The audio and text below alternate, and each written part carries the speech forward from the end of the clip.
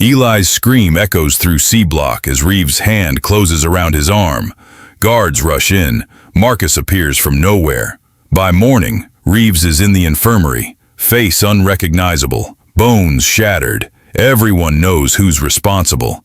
Dante Cross doesn't just protect what's his, he destroys anyone who dares to touch it. Before we dive in, comment where in the world you're watching from, and don't forget to click subscribe. The steel door slammed shut behind Eli Carter with a finality that echoed through his bones. 23 years old, wrongfully convicted on evidence he couldn't fight, and now standing in the intake area of Riverbend Correctional Facility with his entire world reduced to a 6x8 cell and whatever came next. Eli had never been in trouble before. His record was clean, his life had been ordinary. College dropout working at his uncle's auto shop, trying to save enough to go back and finish his degree. Then came the night everything shattered. Wrong place, wrong time, wrong friend who set him up to take the fall for something Eli didn't even know was happening. The trial had been a joke. His public defender was overworked and underprepared. The prosecution had physical evidence that looked damning when presented without context. 5 to 7 years. With good behavior, maybe out in 3. Now he wore the same orange uniform as every other man here. Now he was inmate 847392. The intake process had been humiliating. Strip search, delousing shower, medical examination where a bored doctor checked him with dispassionate efficiency. Then the uniform, rough fabric that smelled like industrial detergent. His personal belongings were logged and stored. The photo of his mother. His wallet with $17, all of it taken away, replaced with a prison ID card and a number. The intake officer, a weathered woman with eyes that had seen too much, handed him his bedding and supplies. "You're in C-Block," she said without emotion. "Keep your head down. Don't make enemies. Don't make friends too fast. And whatever you do, stay out of territorial disputes." She looked at him then, really looked at him, and something like pity crossed her face. "You're pretty," she said bluntly. "That's going to be a problem. C-Block is run by the lifers. They have their own hierarchy. You'll figure it out fast, or you won't figure it out at all." Eli's stomach dropped. He'd heard stories about what happened to men like him in places like this. "What do I do?" he asked quietly, hating how desperate he sounded. The officer's expression softened slightly. "You find someone strong. You make yourself useful. You learn the rules faster than everyone else learns about you." She paused. "And you accept that the person you were on the outside doesn't matter in here.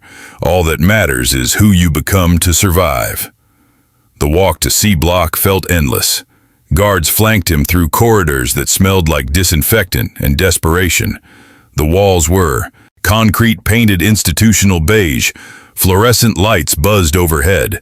Other inmates watched him pass, with expressions ranging from indifference to predatory interest. C-Block was louder than he'd expected. Voices echoed off concrete walls. Metal clanged against metal. The air felt thick with tension, with unspoken rules, with danger that had no name but was present in every breath. His cell was on the second tier. 2 bunks, a toilet with no seat, a sink with a single cold water tap. A tiny window so high up and so small that the sliver of gray light it let in only emphasized how trapped he was. And sitting on the lower bunk, watching him with an expression of mild amusement, was his cellmate. The man was older, maybe mid-40s, with graying hair and scars that told stories Eli didn't want to hear. "Fresh meat," he said. "They're putting them younger every year. Name's Torres. I've been here 8 years. You follow my rules, we'll get along fine." Torres laid out his rules. Then he stepped closer. "Don't draw attention you can't handle. Pretty boys like you get noticed fast here. You need to figure out whose protection you're going to take, or you're going to have a very short, very painful stay." "Protection?" Eli barely got the word out. Torres laughed without kindness. "You really are new. Yeah, protection. This place runs on power. The strongest control the blocks. You want to survive? You attach yourself to someone strong enough to keep others from touching you. Otherwise, you're fair game." From below, Torres spoke without looking up from his book. Advice? Don't shower alone. Don't go anywhere isolated alone. Don't accept gifts or favors from anyone. Everything has a price here. And when someone offers you protection, you think real hard before you say no, because they don't usually offer twice. Has anyone offered you protection? Eli asked. Torres finally looked up and there was something haunted in his eyes. Yeah, 8 years ago when I first got here. I said no, thought I could handle myself. He lifted his shirt, revealing a scar that ran from his ribs to his hip. 3 men decided to teach me different. Would have killed me if a guard hadn't come by. After that, I learned, found someone strong enough to keep me safe, did what I had to do to survive. And now I'm too old to interest anyone. I've aged out of being wanted. Torres's smile was bitter. You, though, you've got maybe 48 hours before someone decides to make a move. Less probably. When the bell finally rang for dinner, Eli followed Torres out into the common area. That's when he saw him. He stood in the center of the day room like he owned it. Because Eli would learn, he did. Dante Cross was 36 years old, 6'4", with deep brown skin and a presence that made everyone else in the room seem smaller by comparison. He didn't have to raise his voice. He didn't have to threaten. Men simply moved when he moved. Conversations stopped when he spoke. The entire social structure of C Block bent around him like gravity. He was beautiful in a way that seemed wrong for this place. Strong features, intelligent eyes, a body that spoke of power and discipline. His presence was magnetic, commanding attention without demanding it. Eli couldn't stop staring. When Dante gestured, men moved. When he spoke quietly to the 2 men flanking him, they listened with complete attention. That's the king, Torres said quietly beside Eli. Dante Cross. Life sentence, no parole, been here 12 years, runs C Block and half of D Block. You see him? You show respect. You don't stare. You definitely don't challenge. And if he notices you, you'd better hope he decides you're worth protecting rather than worth taking. Eli tore his eyes away, his heart hammering. But it was too late. Dante had already seen him. Their eyes met across the room for just a second. But in that moment, Eli felt something shift. Dante's expression didn't change, but something in his gaze sharpened, focused, locked onto Eli with an intensity that made breathing difficult. Then Dante looked away, returning to his conversation. But his lieutenants both turned to look at Eli now, assessing, calculating. Shit, Torres muttered. He saw you. And worse, he looked twice. Dinner was a nightmare of navigating unspoken rules. The food was exactly as bad as expected, but Eli was hungry enough that he ate anyway. After dinner came rec time. Eli sat at one of the tables with a book, trying to read while his mind spun with fear. Around him, C Block lived its evening routine, and he noticed how many men were watching him. The big man from earlier, the one with the tattoos who'd licked his lips, was watching more openly than most. Torres noticed too. That's Reeves and his crew. They're deciding if you're an easy target. What do I do? Nothing. Just sit here and pray that Cross makes his move before they do. You read? The voice came from behind him, deep and smooth and unmistakably belonging to Dante Cross. Eli turned slowly and found himself looking up at the man who controlled his entire world now. Up close, Dante was even more imposing. This close, Eli could see details. A thin scar along Dante's jaw, the absolute stillness with which he held himself. Yes, Eli managed. I read. What you reading? Eli showed him the cover. Dante glanced at it without interest. Then his gaze returned to Eli's face with that same focused intensity. You're the new fish. Carter. How old are you? 23. Something flickered in Dante's expression. 23. And you're in here why? You don't look like you belong. I don't belong, Eli said. No one belongs here, Dante said finally. But here we are. He paused, and when he spoke again, his voice was quieter. You've been noticed. You understand what that means? Around them, the day room had gone quieter. I think so. Men in here, they see something they want. They take it. Or they try to. You're going to have problems, Carter. Starting probably tonight when the guards aren't watching as close. Dante leaned down slightly. So you have a choice to make. You can try to fight it. which won't work. You can attach yourself to someone weak and get taken anyway. Or you can accept protection from someone strong enough to actually keep you safe. Protection from who? Dante's lips curved slightly. From me. You belong to me. No one touches you. Simple as that. And what do I have to do? We'll discuss terms. But first, you need to understand how this works. Tonight after lights out, you're going to be tested. Men are going to come to your cell to see if you're claimed. If you are, they'll back off. If you're not, he didn't finish. How do I show I'm claimed? You come to my cell. You stay there. And when men ask in the morning who you belong to, you say my name. What if I say no? Then you take your chances. But understand something. Once you refuse my protection, I don't offer again. And the men who come for you tonight won't be asking permission. You have until count. I'll be in my cell. Come or don't.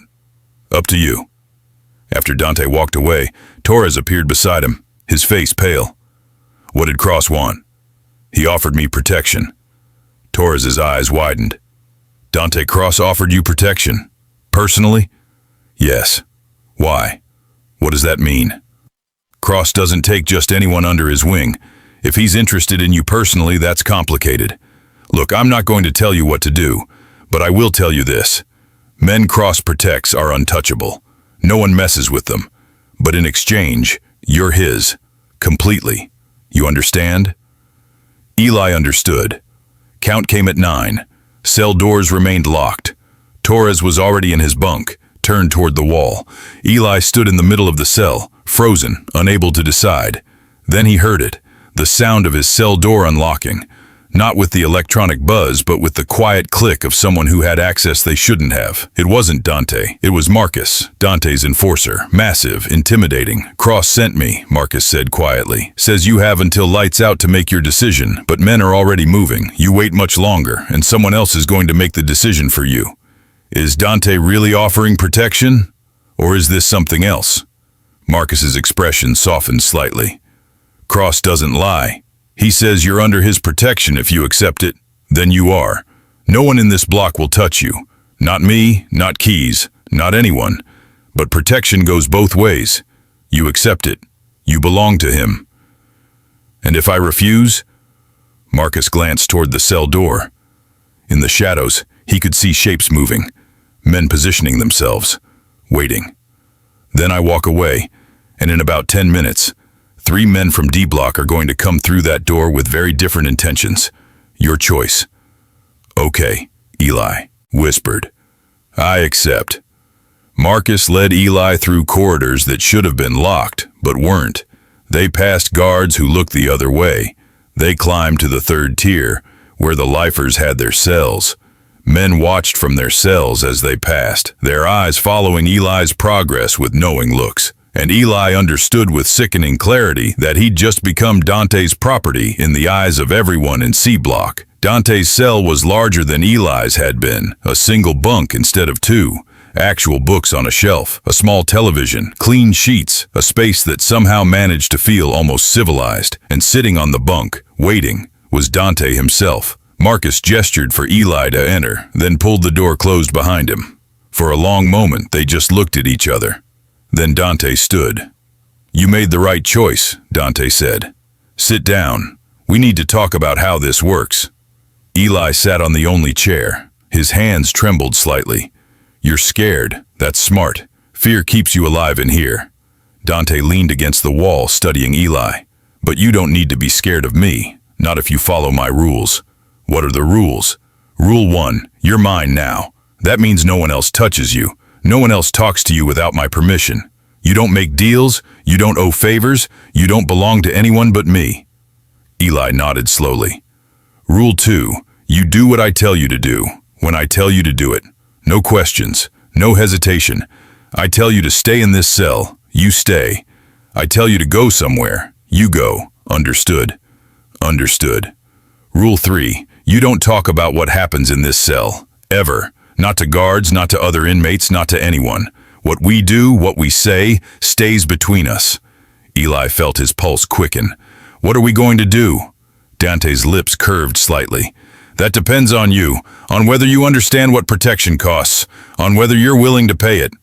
I've never, Eli started, then stopped. Never what? Been with a man? Dante asked bluntly.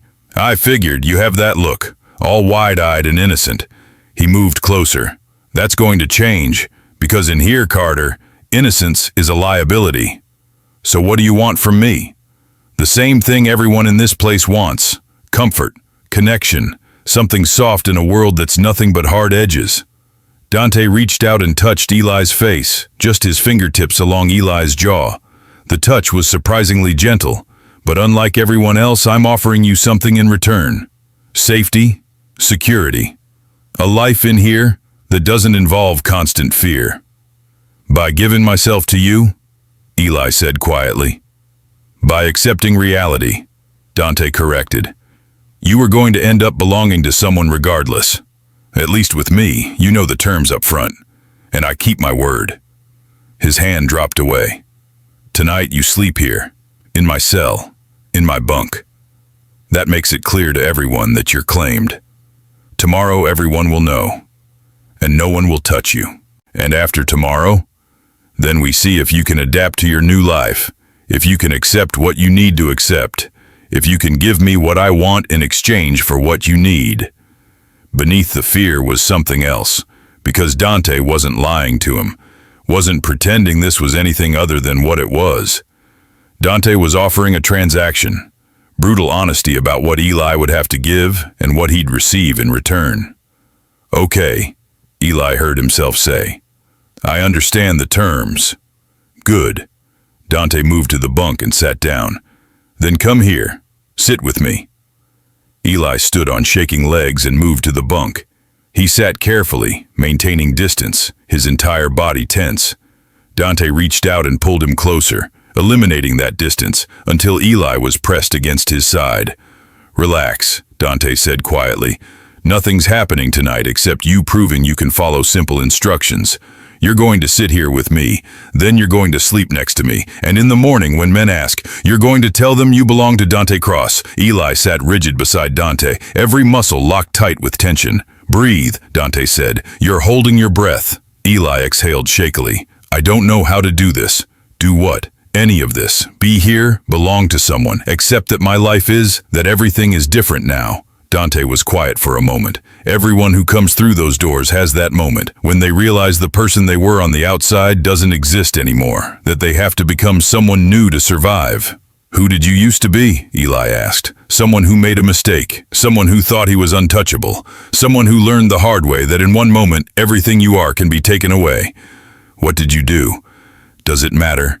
I'm here for life. Whether I deserved it or not doesn't change the reality. This is my world now. Has been for 12 years. Will be until I die. The finality made Eli's chest ache. I can't imagine. You don't have to imagine.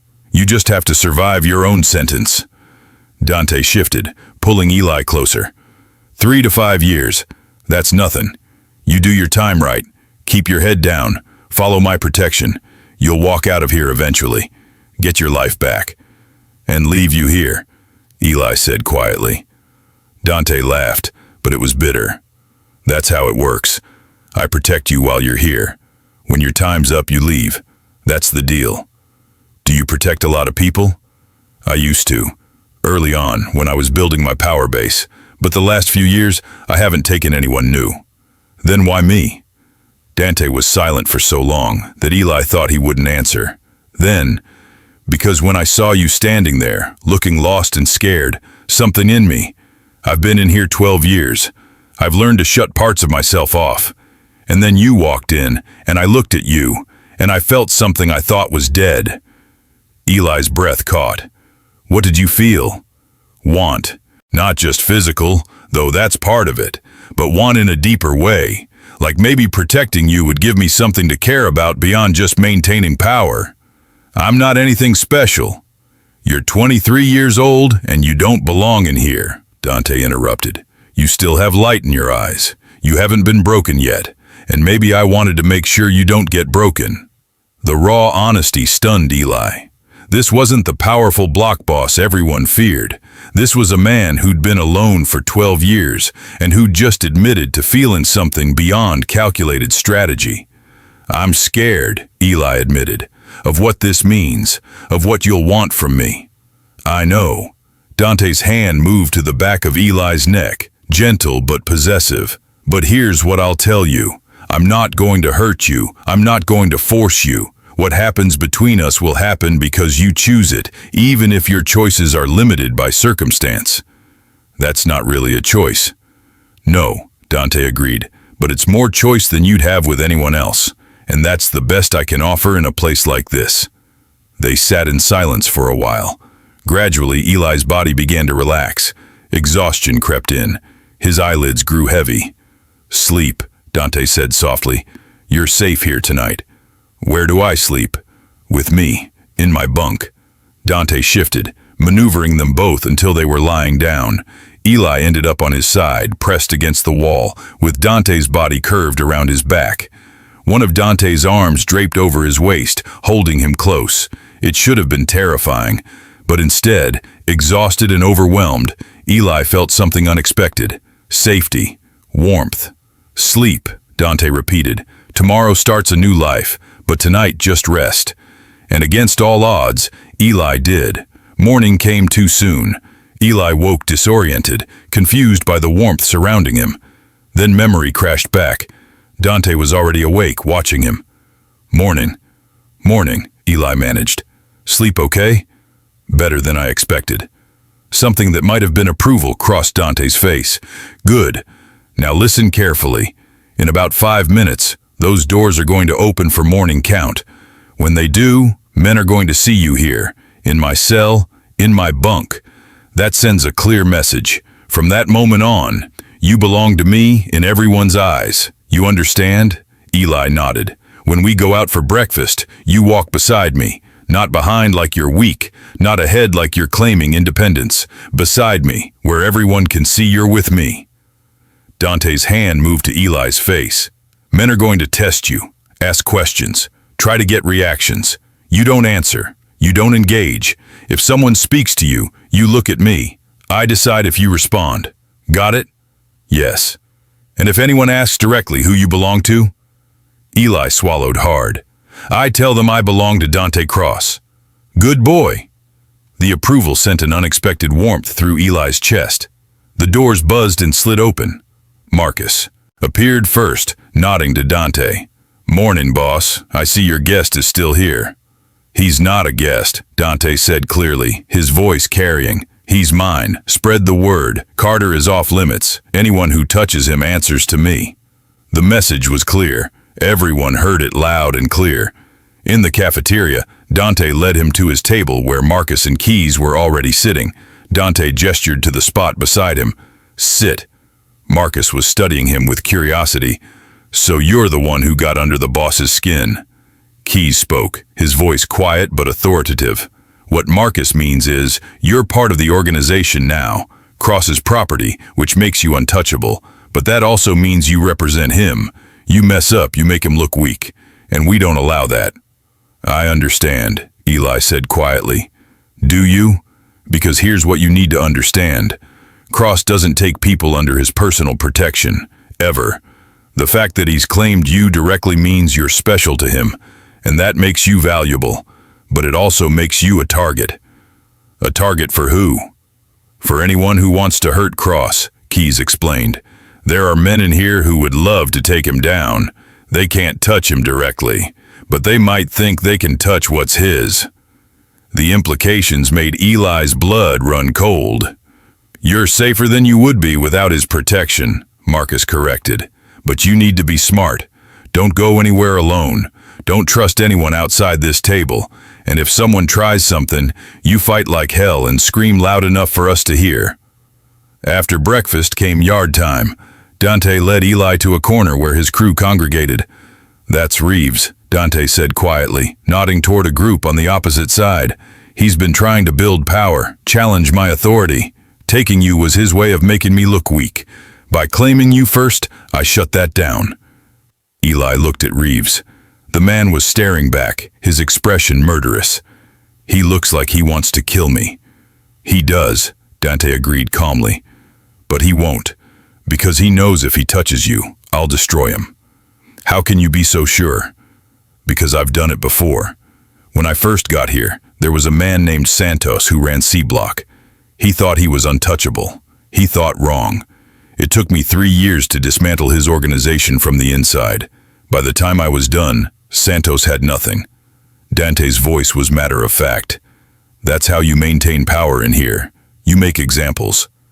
Eli shivered. You're scared again, Dante observed. Should I be? Scared of you? Probably. I'm not a good man, Eli. I've done things in here that would horrify you.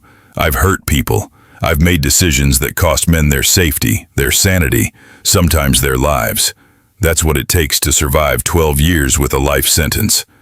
Then why are you protecting me? Dante was quiet for a long moment.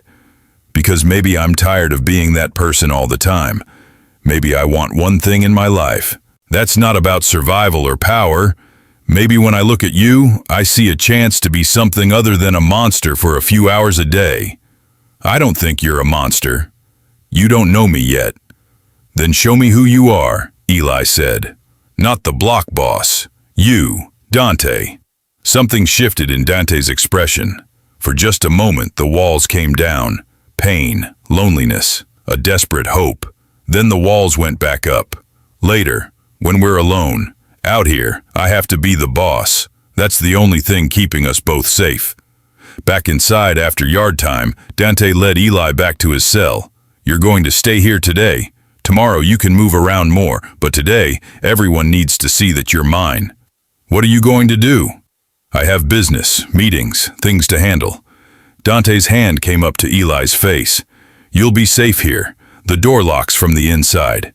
Don't open it for anyone but me or Marcus. Understand? Eli nodded.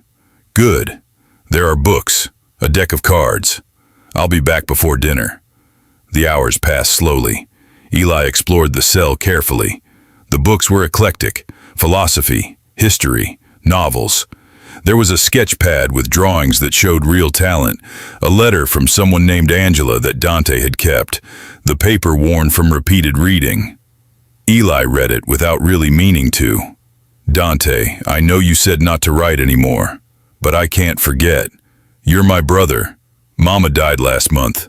Cancer. She asked for you at the end.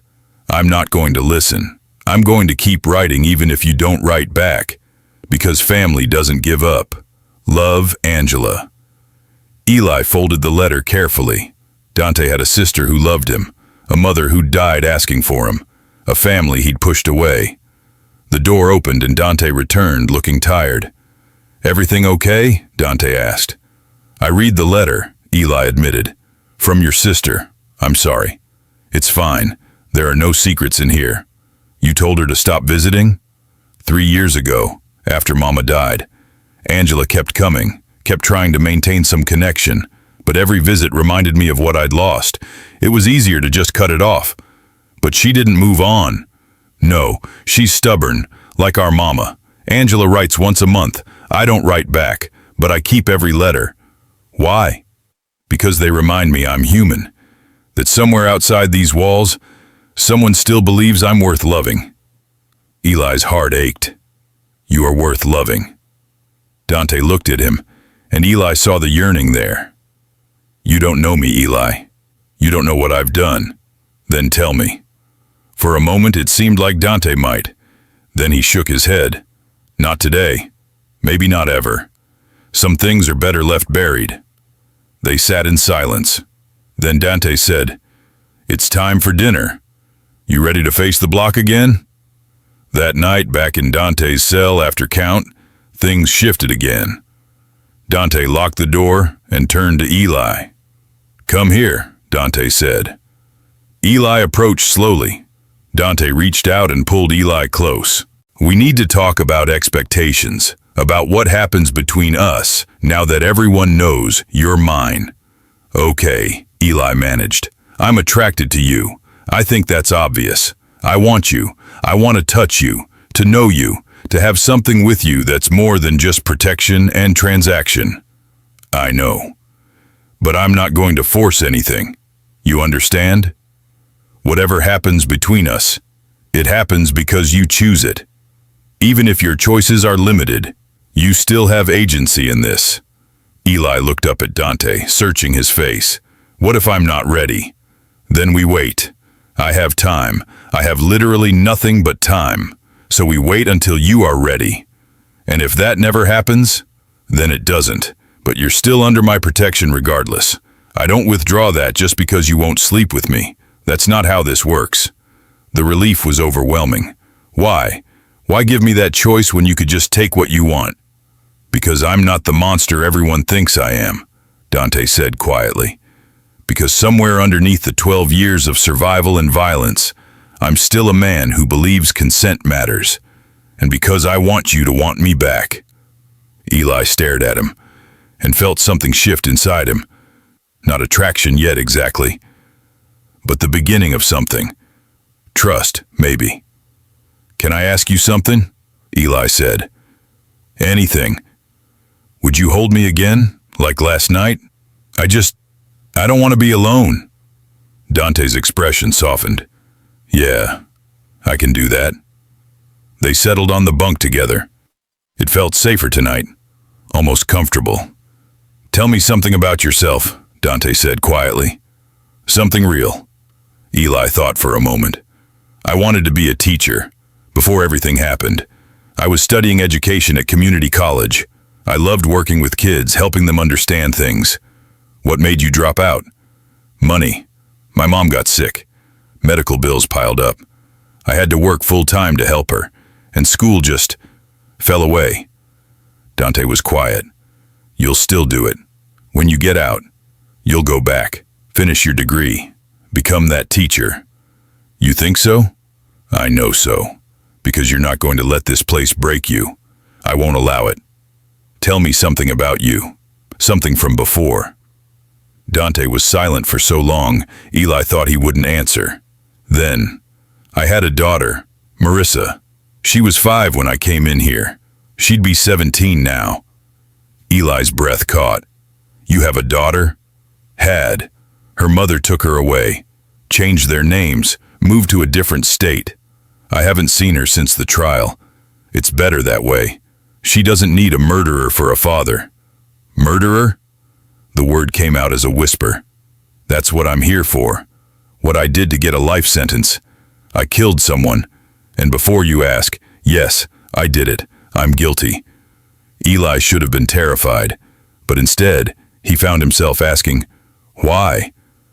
Because he was hurting someone I loved, and I snapped.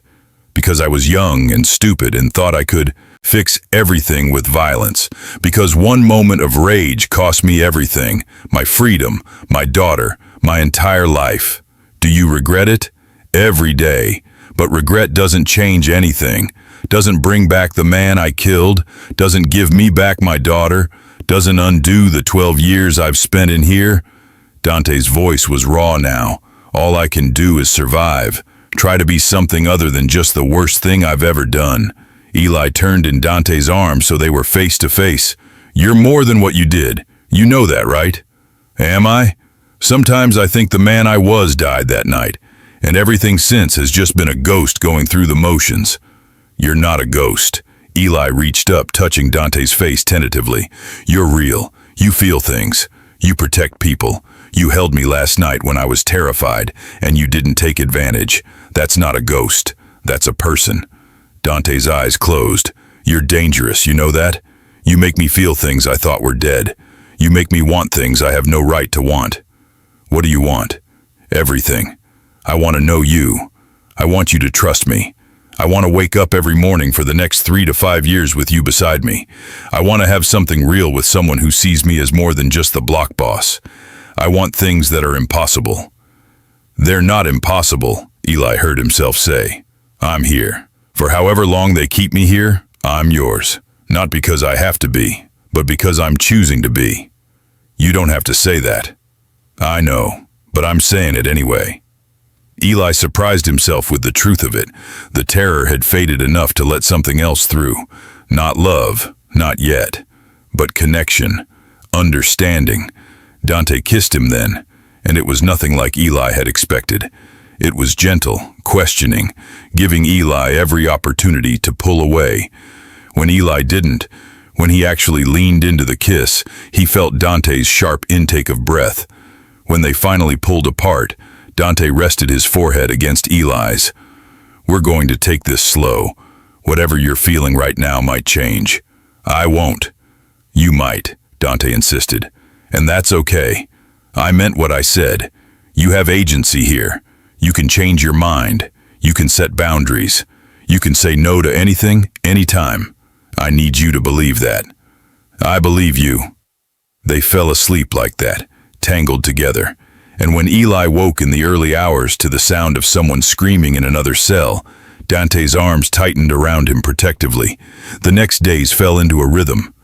Eli learned to navigate C-Block under Dante's protection, learned which men to avoid and which were safe, learned the unspoken rules that governed every interaction in this concrete world.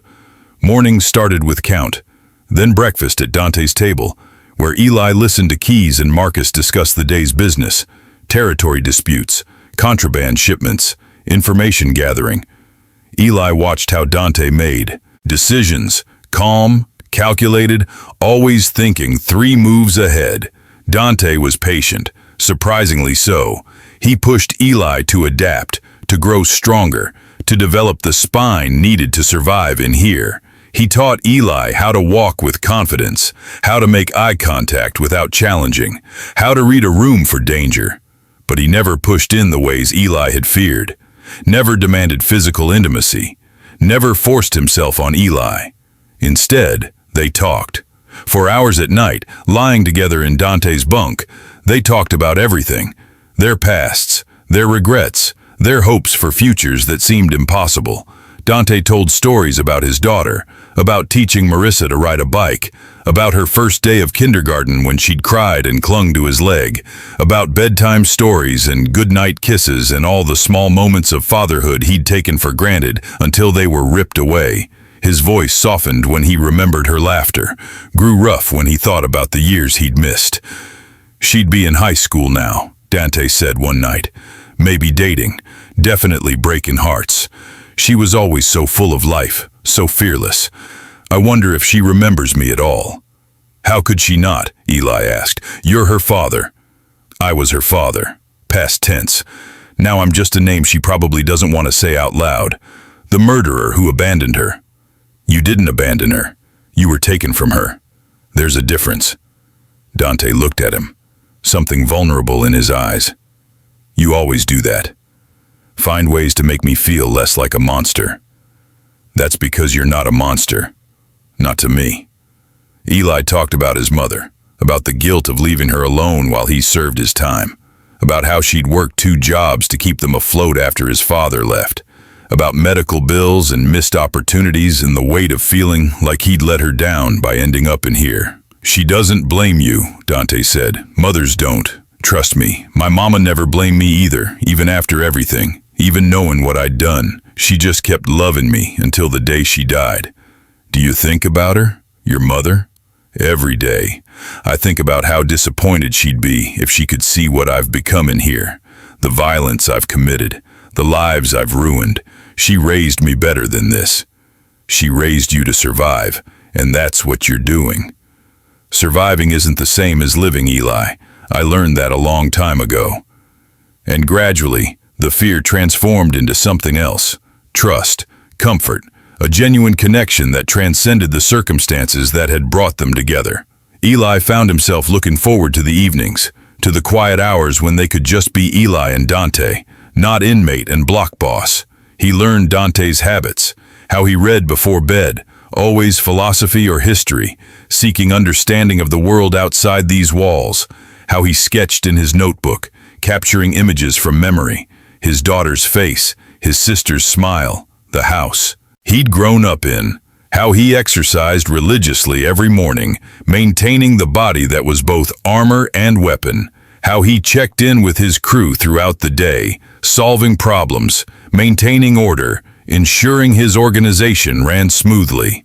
Eli also learned the depth of Dante's loneliness. 12 years of being the block boss meant 12 years of keeping everyone at arm's length. of being feared more than known, of having allies but not friends, of sleeping alone in a cell that felt more like a tomb than a home.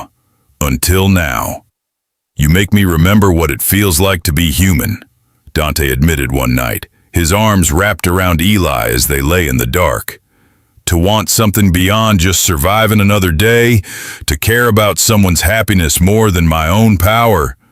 "I care about you too," Eli said, "more than I thought I could, more than I probably should. There's no should in here, there's only what is."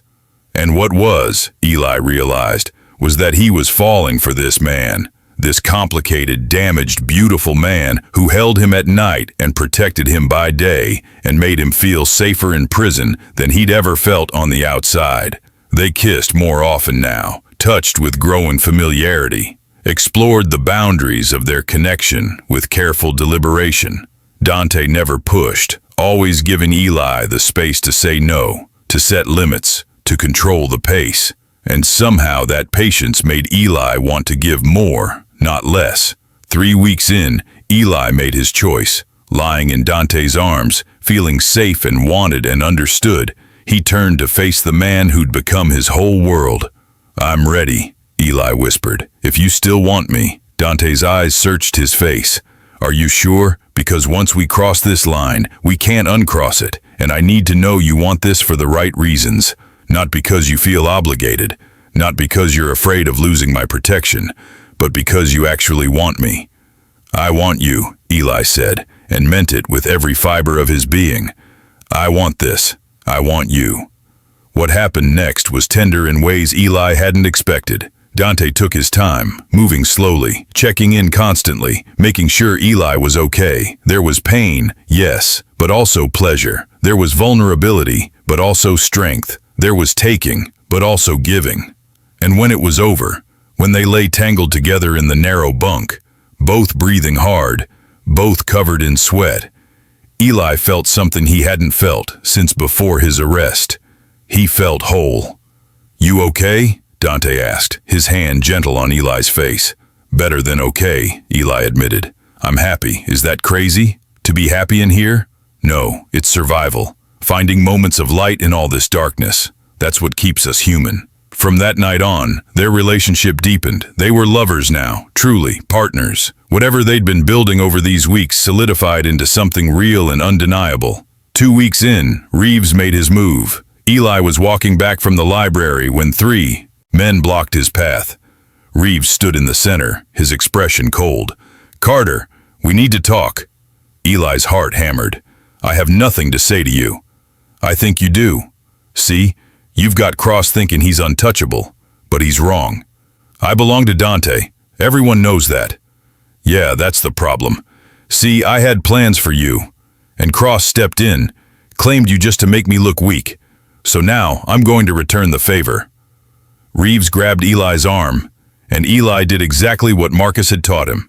He screamed, loud and long, the sound echoing through the corridor. Guards came running. Marcus appeared from somewhere, and Reeves let go, backing up with his hands raised. "Just talking," Reeves said. "No problem here." But his eyes promised retribution. That night, Dante was furious. "He touched you. He put his hands on what's mine." "I'm okay," Eli said, though he was still shaking. "You won't be if he tries again. And he will try again. He's testing me, seeing if I'll let it slide. But I can't. If I don't respond, I look weak." "What are you going to do?" Dante stopped pacing. "What I have to do. What I always do when someone crosses me." The next morning, Reeves didn't show up for count. By lunchtime, word had spread. Reeves was in the infirmary. Multiple broken bones, face so swollen he was barely recognizable. Eli confronted Dante. "You almost killed him." "I sent a message. No one touches what's mine. Period. You can't just..." "I can, and I did." Dante turned to face Eli. "You want to survive in here? You want my protection to mean something? Then this is what it takes. Violence. Ruthlessness." Eli stared at him, seeing the block boss now instead of the gentle man. "I don't know if I can accept that." "Then don't. But understand that this is who I am. I'm not just the man who holds you and listens to your stories. I'm also the man who breaks bones to maintain power. Both things are true, and you need to decide if you can live with that. Eli spent the night on the floor, refusing to share the bunk. Dante didn't force the issue, but the next morning, when Eli woke up with a blanket over him that he hadn't put there, when he found breakfast waiting, when Dante said quietly, "I'm sorry you had to see that side of me, but I'm not sorry I protected you," Eli understood. This was the reality. Dante was both protector and predator, both gentle and brutal, and Eli would have to accept all of it. "I don't like the violence," Eli said carefully. "Neither do I, not anymore. But it's the language this place speaks, and I'm fluent. Can we go back to how things were?" "Yeah, we can do that." The incident with Reeves had consequences. No one else tried to touch Eli. The protection was absolute now. A month into his sentence, Eli realized something that both terrified and amazed him. He was falling in love, not with the situation, but with Dante, the real man underneath the armor, the one who quoted philosophy and drew sketches and talked about his daughter with such devastating love, the one who was serving life in prison and would never leave these walls. "I can't do this," Eli said one night. "I can't fall for you. It's impossible. You're never getting out. And in 3 to 5 years, I will." And then what? Dante was quiet. Then, that's exactly what happens. That's always been the deal, Eli. "But what if I don't want it to be? What if I want something that can't exist?" Dante pulled Eli close despite his resistance. "Then we take what we can have while we have it. We don't think about the end. We just live in the now. We make every day count. Because this, what we have right now, this is more than either of us had before. That's not enough. It's all we get, so we make it enough." Eli wanted to argue, but Dante was right. This was all they had, so he stopped pulling away and let himself be held. "I'm falling in love with you," Eli whispered. "I know." Dante's arms tightened. "I'm already there." 3 months became 6. 6 became a year. And Eli learned what it meant to love someone in a place where love was supposed to be impossible. He learned to navigate the politics of C-Block with confidence now. Under Dante's protection and guidance, he'd grown harder but not broken, stronger but not cruel. He'd found a role for himself in Dante's organization, not as muscle or dealer, but as a mediator. Someone inmates could talk to without fear. Someone who could bring concerns to Dante without the usual posturing and threats. It started small. A dispute over commissary items, a misunderstanding between cellmates, territory issues in the yard. Eli would listen, really listen, and then present the situation to Dante in private. More often than not, Dante would find a solution that satisfied everyone involved. Word spread that the boss's boy was someone worth talking to, that he was fair, that he cared about more than just maintaining the power structure. "You're good at this," Dante said after Eli had successfully mediated a potentially violent dispute between 2 of the block's more volatile residents. Natural peacemaker, that teacher coming through. "I just want to help," Eli said. "Even here, maybe especially here. These men, they're more than just criminals. They're human beings trying to survive an impossible situation." "That's why I love you," Dante said, the words coming easily now.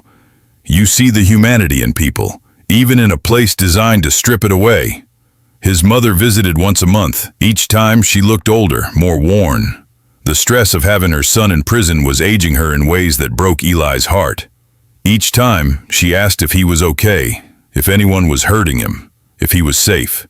And Eli lied and said yes, everything was fine, he was managing. He couldn't tell her about Dante. Couldn't explain that the only reason he was surviving, thriving even, was because he'd given himself to the most powerful man in the block.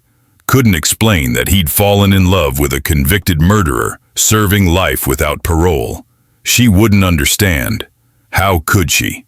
Eli barely understood it himself. But Torres knew. Torres, who'd become something like a friend, despite the impossible circumstances. They'd talk sometimes in the yard or the library. Quiet conversations about life before and the impossibility of life during. "You're different now," Torres observed one day, watching Eli from across a chessboard. They'd started playing weekly, Eli slowly improving under Torres's patient instruction. Not the scared kid who showed up a year ago. Is that good or bad? Eli asked, moving his knight. Neither, just different. You've adapted. That's what you have to do in here. Adapt or die. Torres captured Eli's knight with his bishop. But you've also got something most people in here don't. You've got someone who actually cares about you. That's rare. Check. Dante does care, Eli admitted, studying the board. More than I expected. More than this arrangement required. He loves you. Anyone with eyes can see it. The way he looks at you. The way he positions himself between you and danger. The way his whole face changes when you walk into a room. Torres moved his rook. Checkmate. Eli looked down at the board, realizing he'd been so distracted he'd walked right into the trap. I love him too, which is insane, but true. It's not insane. It's survival. You found something real in the most unreal place possible. That's a gift, Eli, even if it can't last forever. It was rare. Dante cared in ways that went beyond possession or transaction. He cared about Eli's education, arranging for books through channels Eli didn't ask about, textbooks on teaching methods, psychology, child development. For when you get out, Dante said, keep learning, stay sharp. He cared about Eli's future, making plans for when Eli got out, talking about schools and opportunities and ways to rebuild a life. He cared about Eli's soul, protecting the parts of him that this place tried to destroy. The softness, the empathy, the belief that people could be better than their worst moments. Don't let this place make you hard, Dante said one night. Don't let it turn you into what I became. You're better than that. You're better than all of us. You're not hard, not with me. That's because you bring out the parts of me I thought were dead, the parts that can still feel, still hope, still dream of something beyond these walls. And Eli cared back. Cared about the man who'd given up his freedom 12 years ago and would never get it back. Cared about the father who'd lost his daughter and lived with that loss every single day. Cared about the brother whose sister still wrote letters he'd finally started answering. You should write back, Eli had said one night months ago, holding Angela's latest letter. She's not going to stop, and you're punishing yourself. For no reason. Dante had taken the letter, his hands gentle with the worn paper. What would I even say? That you love her, that you're sorry, that you think about her. Eli had touched Dante's hand. That you're still her brother, no matter what. 2 weeks later, Dante wrote back. Just a short letter, nothing profound. But it was something, a bridge rebuilt after years of silence. Angela's response came quickly, pages and pages of joy and relief and updates about her life. She was married now, had a son, named him Daniel, after Dante. I'm an uncle, Dante said, staring at the photo Angela had sent. A little boy with dark curls and his mother's smile.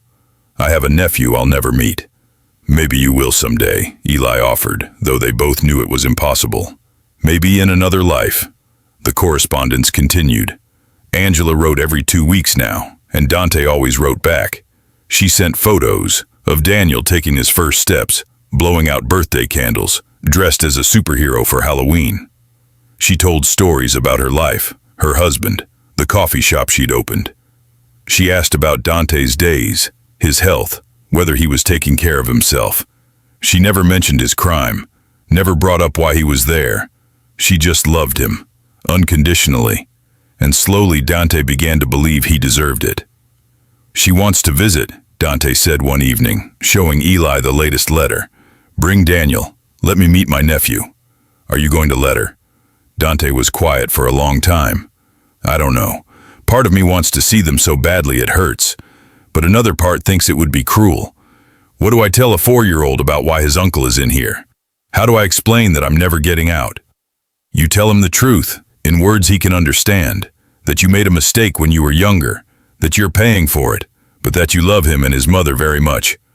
When did you get so wise? I had a good teacher. Eventually, Dante agreed. The visit was scheduled for a month out, giving Dante time to prepare emotionally for seeing his family after 3 years of silence. The hardest part was watching time pass differently for them. For Eli, each month brought him closer to freedom. For Dante, each month was just another month in an endless sentence. "You're going to get out," Dante said one night. "Probably in 2 years, maybe less. When you leave here, you go back to your life. You finish your degree. You become that teacher.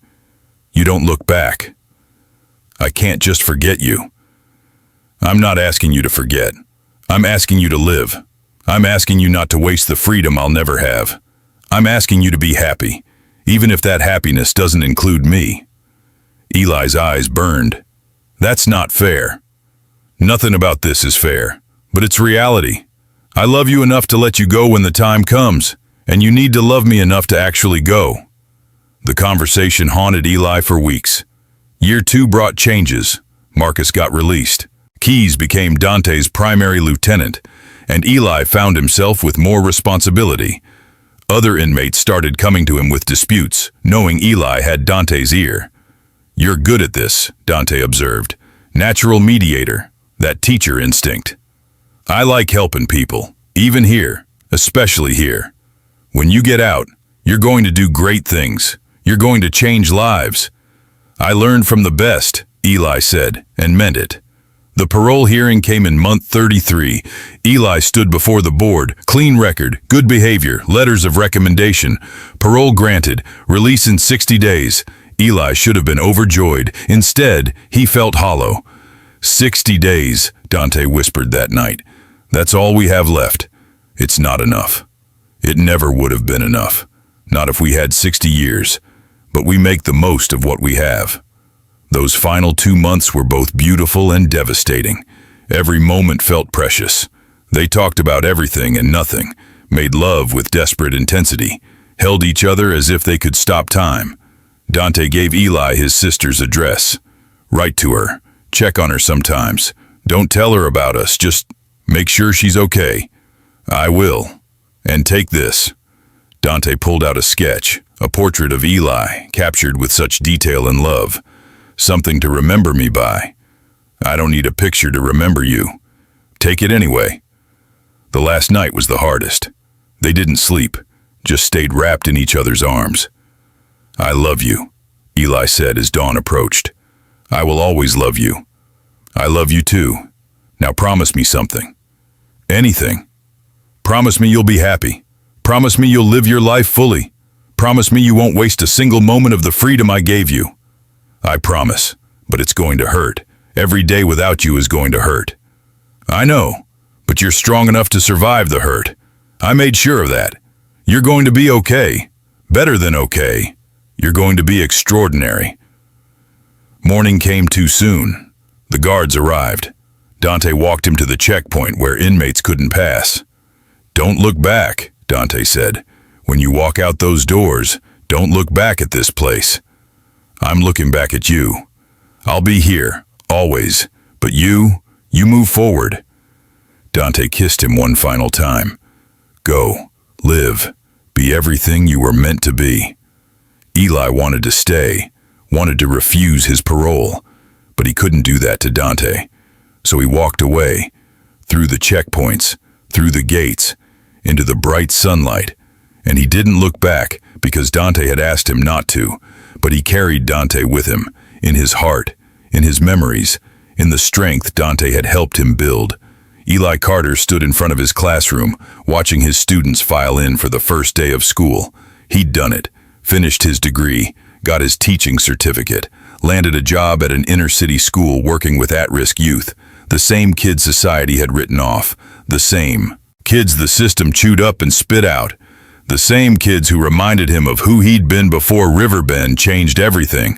He was 29 now, 5 years removed from Riverbend, a lifetime removed from the scared kid who'd walked into C Block with no idea how to survive.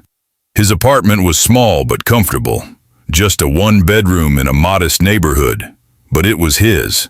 The walls were painted a warm beige, his choice.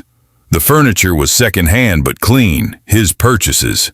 The books on the shelves were his to read whenever he wanted. The freedom to make coffee at midnight, to go for a run at dawn, to simply exist without anyone telling him when to eat, sleep, or breathe. These small luxuries still felt miraculous sometimes. He had friends now, co-workers he grabbed drinks with on Fridays, a neighbor who invited him to barbecues, people from his church group who knew nothing about his past and didn't need to, a quiet life, a normal life, stability he'd never take for granted again. He'd kept his promise to Dante. He'd lived. He'd built a life worth living. He dated sometimes, though nothing serious. He volunteered at a re-entry program for former inmates, helping them navigate the impossible transition back to society. He donated to criminal justice reform organizations. He voted in every election. He paid his taxes and obeyed every law and never forgot how close he'd come to having all of this taken away forever. But every month, without fail, he wrote to Angela, long letters checking in, asking about Daniel, sending photos of his classroom and his students, making sure Dante's sister knew someone on the outside was thinking about her family. And through Angela, he got news about Dante, still in C Block, still the boss, though Angela said he was talking about stepping back, letting younger men take over, still surviving in the only way he knew how. The violence had slowed as he aged. His hair had gone fully gray. He'd developed arthritis in his hands from too many years of prison fights. But he was alive. He was managing. He was thinking of Eli, missing Eli, loving Eli from behind bars. Sometimes Eli visited. Not often, it was too painful, sitting across from Dante in the visiting room, separated by plexiglass and rules and the fundamental impossibility of their situation. But sometimes, maybe 3 or 4 times a year, he needed to see Dante's face, needed to look into those eyes and remember that what they'd had was real, that it had mattered, that it still mattered. During the last visit 2 months ago, Dante had looked older, grayer, more worn. 17 years in prison was aging him in ways that broke Eli's heart. The strong, commanding man Eli remembered was still there, but softer now, quieter, more resigned to his fate. "You look good," Dante had said through the plexiglass barrier, his hand pressed against the glass. Eli had pressed his own hand against it, wishing he could feel Dante's touch one more time. "Happy? Are you happy?" "Most days," Eli admitted honestly. "The job is good. The kids need me. I'm making a difference, I think. But I miss you, every single day." "Good. Miss me. Remember me. But don't stop living because of me." Dante's smile had been genuine, though tinged with sadness. "You're doing exactly what I hoped you'd do. You're changing lives. You're being the person I always knew you could be." "I'm not. I'm teaching, making a difference, just like you said I would." Eli had fought back tears. "I wish—" "Don't," Dante interrupted gently. "Don't wish for things that can't be. We had what we had. It was real. It was beautiful. But it's over now, and that's okay. That's how it had to be. Is it enough? For you? The letters? The occasional visits? It has to be, because it's all we get." Dante's eyes were soft, full of love and loss and acceptance. "You're living your life. That's all I ever wanted. That's my gift to you, Eli. Your freedom, your future. Don't give it back out of some misplaced sense of loyalty." Dante's smile had been genuine, proud. "That's my boy." They'd talked for the full hour, about Eli's students, about Angela and Daniel, about the small moments of joy Dante found in his daily routine, about everything and nothing. And when the guard called time, when they had to walk away from each other again, Eli had felt the familiar ache, the missing piece that would never be filled. They weren't together. They couldn't be. But they were still connected, still loved each other. And maybe that was enough. Eli focused back on his classroom, on the students who needed him. One kid in the back reminded him of himself at that age, lost, scared, trying to figure out where he fit. Eli walked over and sat down. "I know things might feel overwhelming right now, but you're going to be okay. You're stronger than you think. I'm going to make sure of that." The student looked up, surprised by the attention, by the certainty in Eli's voice. And Eli thought about Dante, who'd saved him in the most unlikely of places, who'd shown him that even in darkness, there could be light, that even in the worst circumstances, there could be love and growth and transformation. He couldn't save Dante from his life sentence, but he could honor what Dante had given him by saving others, by being for these kids what Dante had been for him, a protector, a teacher, a believer in potential. "Thank you, Mr. Carter," the student said quietly. Eli smiled. "You're welcome. Now let's get to work. You've got a bright future ahead of you, and we're going to make sure you reach it." Outside the window, birds flew free against a blue sky, and somewhere in Riverbend, Dante looked at that same sky through bars. Two lives, forever intertwined despite the distance, both of them surviving, both of them finding meaning where they could, both of them loving someone they couldn't have, but choosing to live anyway, because that's what love sometimes meant: letting go while holding on, moving forward while looking back, being strong enough to survive the impossible. And Eli Carter was strong enough. Dante had made sure of that.